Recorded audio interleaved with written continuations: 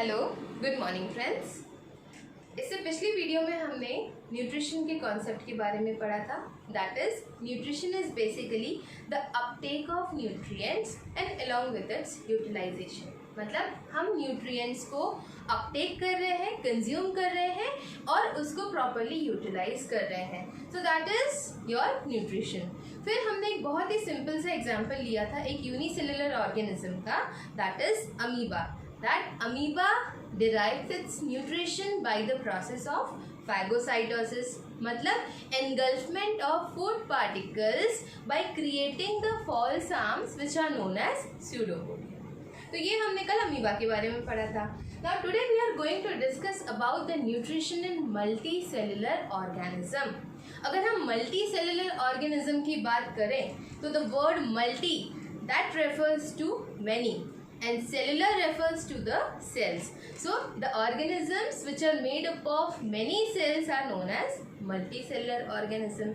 तो जब आपने ये देखा कि एक सिंगल सेल्ड ऑर्गेनिज्म भी अपना न्यूट्रिशन कैसे डिराइव करता है, so now we are going to talk about multicellular. तो उसमें से मशीनरी थोड़ी सी कॉम्प्लेक्स हो जाएगी बिकॉज यहाँ पे हम मिलियंस ऑफ सेल्स के बारे में डील करेंगे। ठीक है, so now let us talk about the multicellular organisms. और उसमें भी हमारी दो ब्रॉड कैटेगरीज रहेंगी।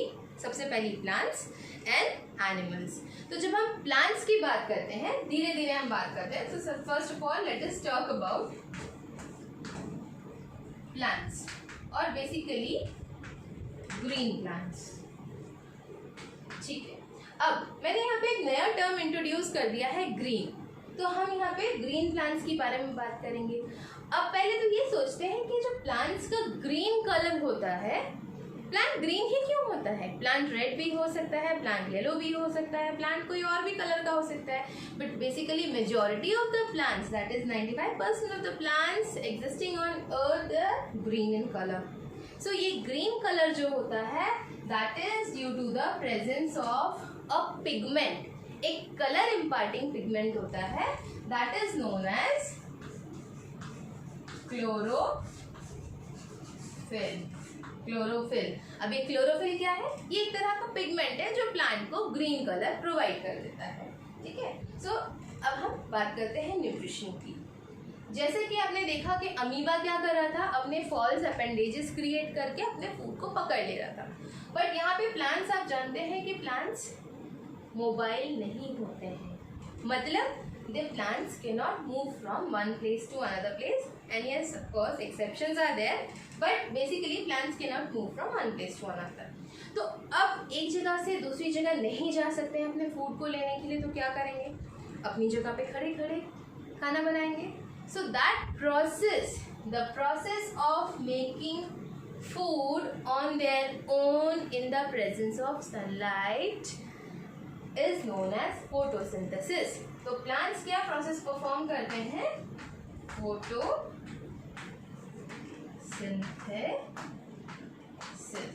ठीक है, अब बेसिकली जस्ट आप एक इमेजिन कीजिए, एक प्लांट है, उसे अपना फूड प्रिपेयर करना है, तो क्या करेगा? सबसे पहले लेट अस सी, हम एक प्लांट बना देते हैं। हमने एक प्लांट बना दिया और ये तो ट्री बन गया, कोई बात नहीं, ये एक ट्री बन गया। देन हमें पता है कि ये एक सन होता है। ठीक है, now we know that the sunlight falls on the earth and at the same time they falls on the green plant. और एटमॉस्फेयर में क्या होता है? there are multiple gases, that is the atmosphere is made up of mixture of gases, जिसमें कि one of the gases होती है carbon dioxide, जो कि बहुत ही कम मात्रा में एटमॉस्फेयर में प्रेजेंट होती है। सो ये प्लांट्स क्या करते हैं? Because you know human being को और अदर एनिमल्स को रिस्पायर करने के लिए, ब्रीथ करने के लिए ऑक्सीजन चाहिए होती है। So just to keep up the balance in the atmosphere, ये प्लांट्स होते हैं, ये कार्बन डाइऑक्साइड कंज्यूम करते हैं एंड ऑक्सीजन को रिलीज करते हैं। सो अब क्या होगा?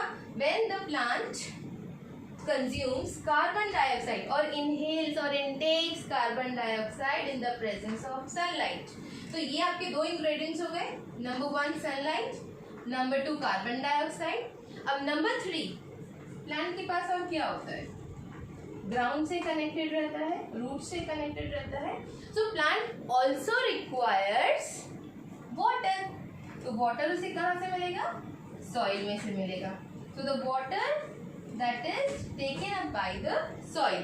और हमें पता है कि प्लांट्स में ट्यूब लाइक स्ट्रक्चर्स होते हैं, छोटे छोटे पाइपलाइंस होती हैं जो प्लांट्स में डिफरेंट पार्ट्स में वाटर सप्लाई करती हैं.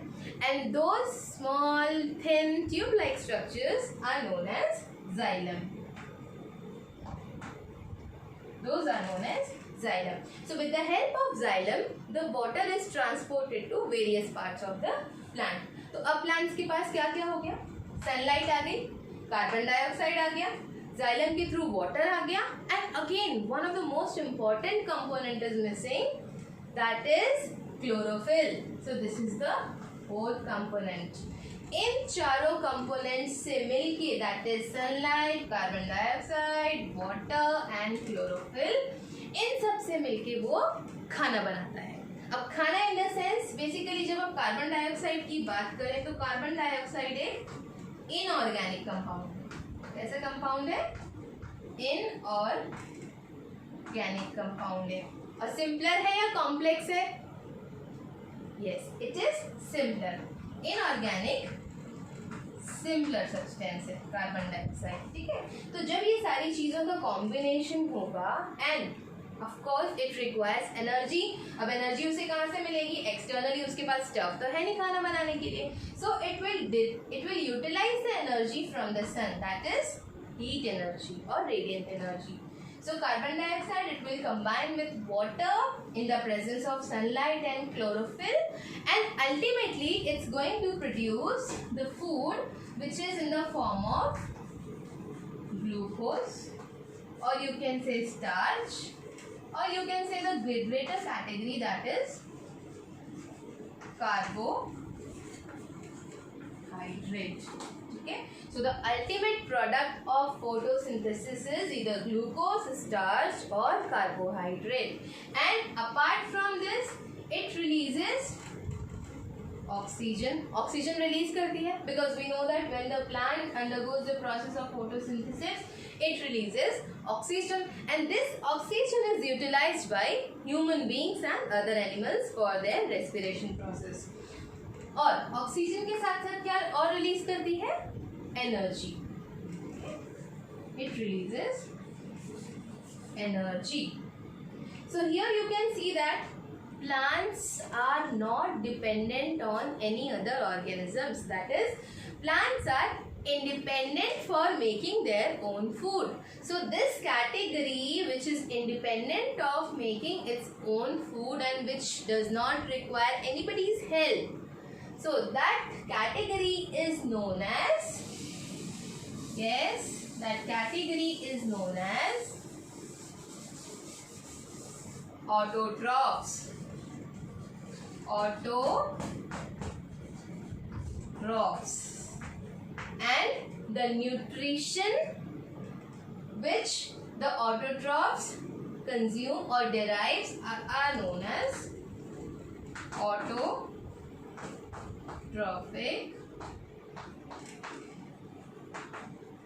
nutrition.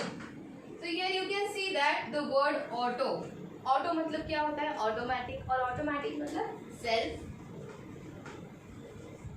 एंड ट्रॉफ और trophic means nutrition. So basically autotrophic nutrition means self nutrition or nourishing by themselves or itself. So autotrophs are the organisms which are not dependent on other for the production of their food, and they are independent of producing or synthesizing their own food. अब इसमें एक और point है that we are going to discuss कि हमें पता है कि sunlight it is obtained from the sun. Water is obtained from the soil, that is through xylem. Chlorophyll, the third component, chlorophyll already present in plants. And the fourth component, that is carbon dioxide, that is obtained from the atmosphere. But this carbon dioxide, how does this carbon dioxide enters into the plant? ठीक है, ये हमें पता है sunlight direct enter हो जाती है, water xylem के थ्रू आ जाता है, क्लोरोफिल ऑलरेडी प्लांट में प्रेजेंट होता है, बट कार्बन डाइऑक्साइड जो होता है that enters into the plant from the leaves. ठीक है, सपोज आप इमेजिन कीजिए लीव्स है, नाउ इट्स अ लीफ, और लीफ के सरफेस पे there are tiny pores, very tiny pores which are known as stomata, and these tiny pores allows the exchange of gases. तो exchange का मतलब क्या है? एंट्री एंड एग्जिट दोनों. तो एंट्री किस चीज की होगी? इन क्या होगा? Carbon dioxide through the small tiny pores which are known as stomata, and exit क्या होगी? Exit will be the oxygen gas which is the byproduct of the process of photosynthesis. ठीक है, और stomata can be open or closed, and it is a regulated mechanism. Opening and closing of stomata is a regulated mechanism. And एक stomata का अगर आप structure देखेंगे, so it is guarded by the bean shaped kidney shaped cells which are known as guard cells. तो अगर आप stomata देखेंगे, ये suppose आपका stomata है, tiny pore है, so it is guarded by the bean shaped cells which are known as guard cells. And ये guard cells जो होते हैं, when the water enters into the guard cells, किसी भी चीज में अगर पानी भर जाएगा तो क्या होगा? वो स्वेल हो जाएगा. सो अगर दोनों guard cells वाटर की एंट्री से स्वेल हो गए तो स्टोमेटा क्या होगा? क्लोज हो जाएगा. बट जैसे ही वाटर की एग्जिट होगी, when the water will exit out of the guard cells, क्या होगा? किसी भी चीज में से पानी निकल जाएगा तो क्या होगा? That will be shrink हो जाएगा. बलून में से पानी निकल जाएगा तो बलून shrink हो जाएगा. Similarly guard cells भी shrink हो जाएंगे, और उसकी shrinkage की वजह से there will be opening of stomata. So basically ये जो tiny pores होते हैं ये बंद भी होते हैं और खुलते भी रहते हैं. So that will allow the exchange of gases. ठीक है. So today in this lecture we had studied about autotrophic mode of nutrition, and this type of nutrition is exhibited by green plants which have the chlorophyll, and they prepare their own food by the process of photosynthesis. ठीक है. Okay. So that's all for today, and please be ready for the next lecture.